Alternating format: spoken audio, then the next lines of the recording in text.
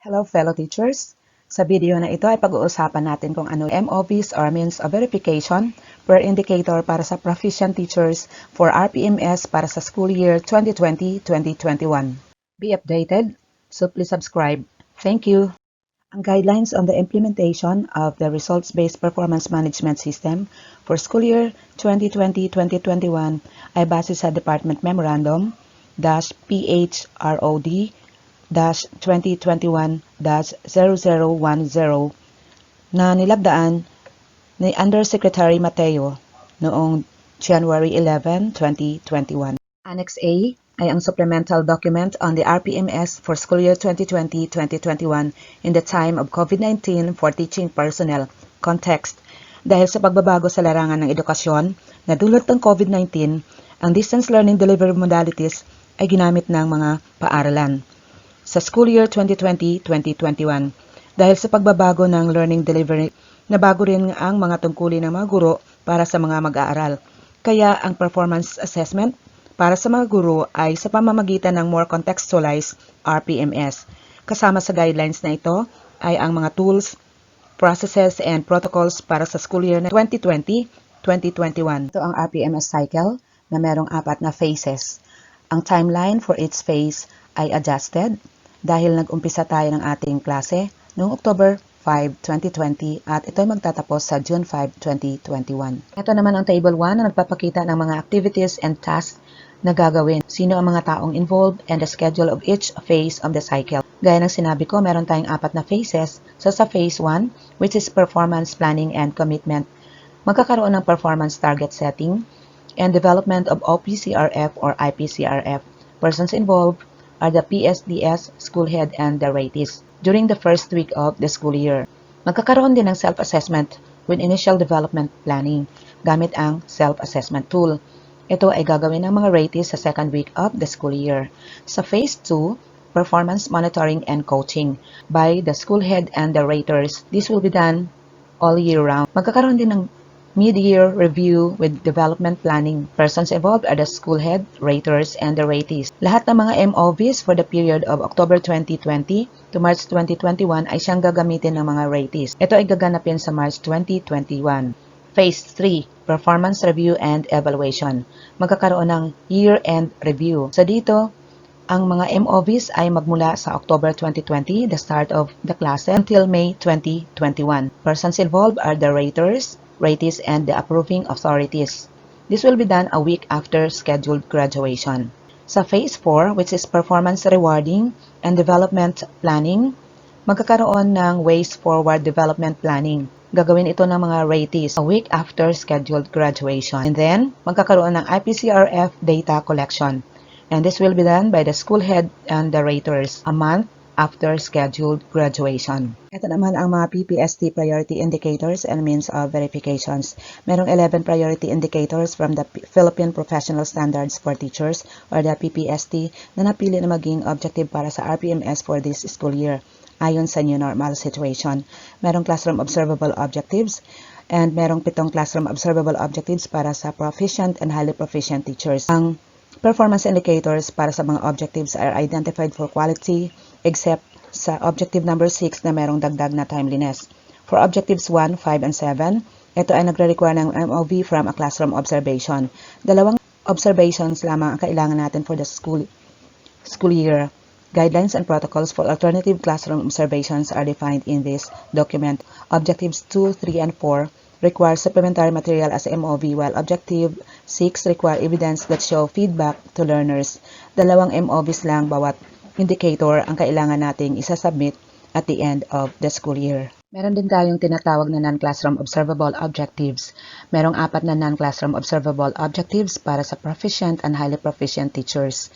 Ang performance indicators ay identified para sa quality in Objective 8 and quality and efficiency in Objectives 9 to 11.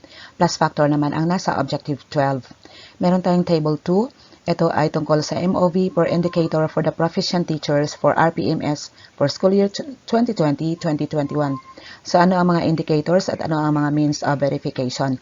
Number 1, indicator, applied knowledge of content within and across curriculum teaching areas. Ang means of verification ay classroom observation tool, rating sheet, and inter-observer agreement form. For indicators 2 and 4, number 2, ensure the positive use of ICT to facilitate the teaching and learning process. 3, applied a range of teaching strategies to develop critical and creative thinking as well as other higher order thinking skills. 4, establish a learner-centered culture by using teaching strategies that respond to their linguistic, cultural, socioeconomic, and religious backgrounds. Ang mga MOVs, any supplementary material in print or digital format made by the ratee and used in the lesson delivery.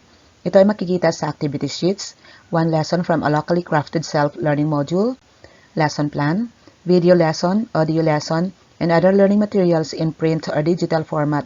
You have to specify and provide annotations. Objective number 5, I planned and delivered teaching strategies that are responsive to the special educational needs of learners in difficult circumstances including geographic isolation, chronic illness, displacement due to armed conflict, urban resettlement or disasters, child abuse, and child labor practices.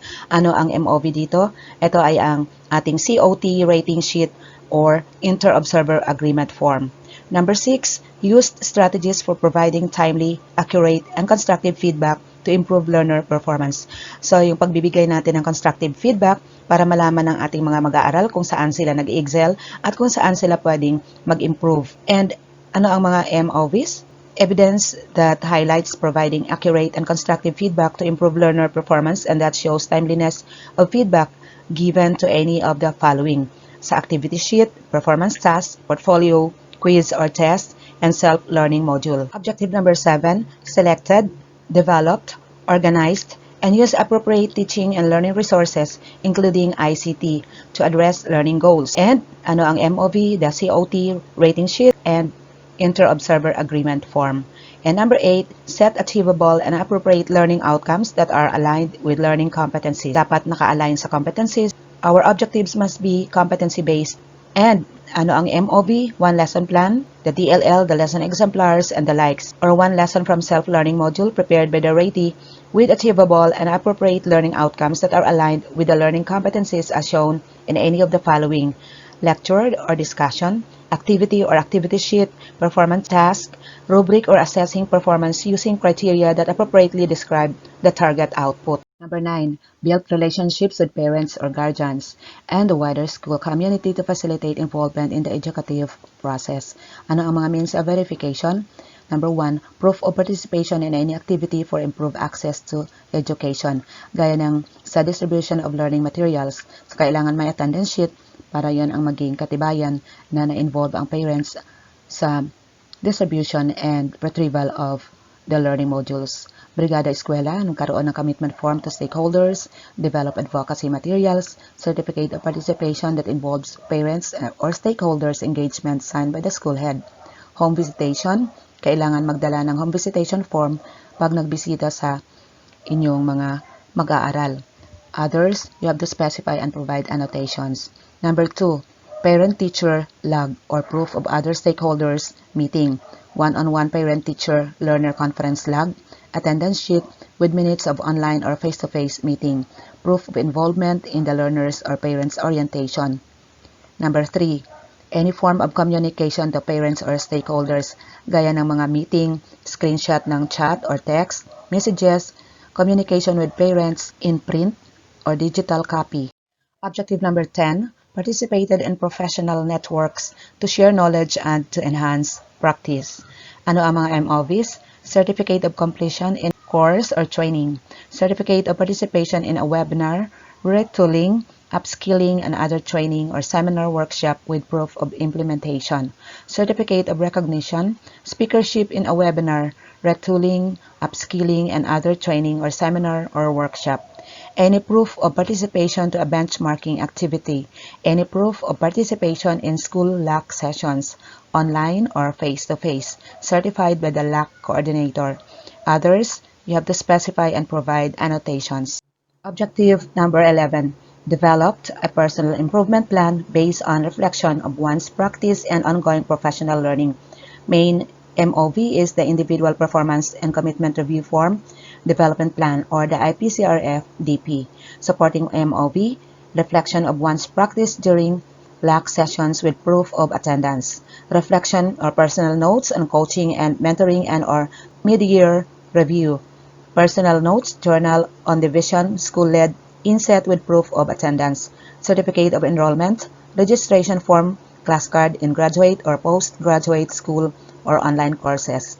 Any learning material highlighting the improvement done based on accomplished reflection section, and others you have to say and provide annotation. Number 12, perform various related works or activities that contribute to the teaching learning process or the plus factor. Ano ang mga MOVs?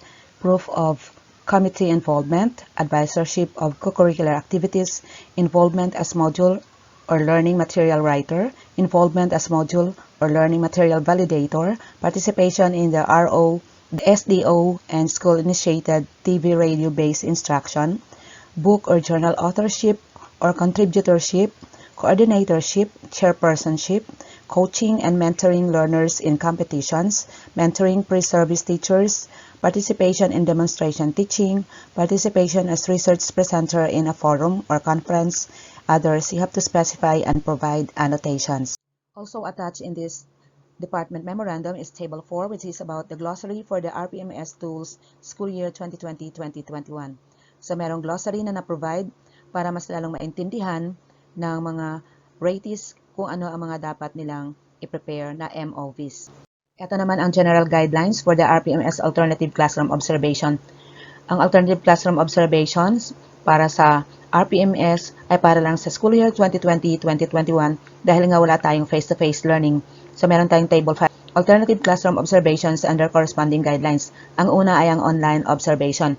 Ito ay para sa mga guro na nag-o-online synchronous learning regardless of the number of classes and learners. Ang pangalawang alternative classroom observation ay ang observation of a video lesson. Kung hindi pwede ang option number 1, pwede ito ang gagamitin. This applies to teachers who will adapt online asynchronous learning in any of their classes and learners. A video lesson must have used in lesson delivery as part of the supplementary materials or as one of the learning materials for online asynchronous learning. It is not the same as the video lesson for TV-based instruction. A video lesson must be SLM-based or MELC-aligned. A teacher can use any recording device to record herself or himself while teaching a lesson. A video lesson can be stored in cloud, example, the Google Drive, or any storage device, flash drive, or uploaded to an online classroom or the Google Classroom, or any learning management system. Ang pangatlo ay ang observation of a demonstration teaching via Learning Action Cell or LAC. Pag hindi pwede ang options 1 and 2, ito ang gagamitin. Ito yung mga naka-modular at ang teacher ay magde-demonstrate ng lesson through LAC session and the observers will observe during the demonstration. Dalawang classroom observations lamang ang kailangan para sa entire school year. Kaya ang mga teachers ay kailangan mag-submit ng dalawang classroom observation tool or the COT rating sheets or inter-observer agreement forms as MOV para sa objectives 1, 5, and 7. Ang alternative classroom observations ay isasagawa ang Classroom Observation 1 between January and March 2021. Classroom Observation 2 between April and May 2021. Ang alternative classroom observation processes ay almost similar with the process of classroom observation done face-to-face. The pre-observation, observation, and post-observation are still followed with minimal modification. Ito po ang Table 6 na nagpapakita ng alternative classroom observation processes. Merong tatlong processes. Ito ay ang pre-observation, observation, and post-observation. So ang first process is the pre-observation.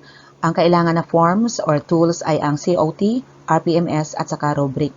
During online observation, observation of video lesson, observation demonstration teaching via Learning Action Cell, ang observers at teacher ay kailangan mag-set ng schedule kung kailan sila magkaroon ng observation. Kailangan din ihanda ng teacher at observer ang mga tools na gagamitin. During the observation process, ang kailangan ng observer ay ang observation notes form. Dito niya i-record ang kanyang mga observation. So sa online, kailangan mag-access siya ng online platform kung saan nakaschedule ang online class. Si teacher naman magde-deliver ng lesson in the chosen online platform. Sa video lesson naman, ang observer ay kailangan i-view ang video lesson after the submission. Si teacher naman mag-submit ng video lesson to the observers. Sa demonstration teaching through LAC, ang teacher kailangan mag-deliver ng lesson on the agreed time and location. At para naman sa post-observation process, ang kailangan ay ang inter-observer agreement form. So dito, ang observer ay magdi-discuss with the fellow observers and decide on the final rating para ito sa online class, video lesson at para sa demonstration teaching through LAC. The observer and the teacher meet to discuss the results of the observation. They affix their signatures on the rating sheet or the inter-observer agreement form. Here are some points to remember from this memorandum. There are 12 objectives in the RPMS. Objectives 1 to 11 are extracted from the PPST. Objective number 12 is the plus factor. There are 7 classroom observable objectives. Objectives 1, 5, and 7 require COT rating or inter-observer agreement form, and this is rated for quality. Objectives 2, 3, and 4 require supplementary materials for quality. Objective 6 requires evidence that show feedback to learners. This is for quality and timeliness. There are 4 non-classroom observable objectives. Objective number 8 for quality, objectives 9 to 10 or 11 for quality and efficiency. Only 2 classroom observations are required. Classroom observation 1 should be done between January and March 2021. Classroom observation number 2 between April and May 2021. Only 2 MOVs per objective are required for school year 2020-2021. I hope you are guided with this presentation. Thank you for watching. God bless everyone. I hope you like the video. Please don't forget to subscribe and click the bell button for more updates.